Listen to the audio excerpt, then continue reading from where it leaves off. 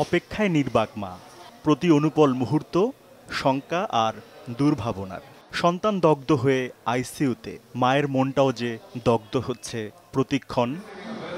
পেরিয়েছে ৫ দিন, চোখের পানি শুকায়নি, হৃদয়ের ক্ষত তো আজীবনের।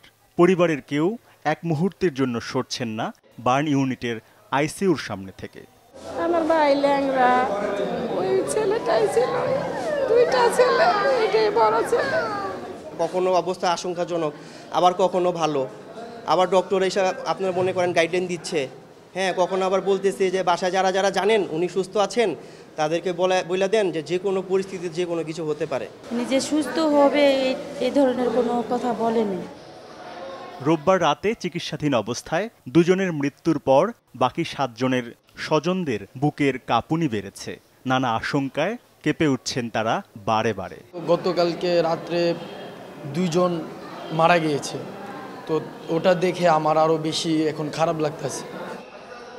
চিকিৎসক জানিয়েছেন, চকবাজারের আগুনের ঘটনায় দগ্ধ 7 জনের 5 জন এখনও শঙ্কামুক্ত নন। 5 জনের আসলে যেই অগ্নিদগ্ধের যে পরিমাণ শরীরে, সেটার সাথে যেটা সবচেয়ে বড় যেই জিনিসটা সেটা হচ্ছে ইনহেলেশন ইনজুরি আছে সবারই।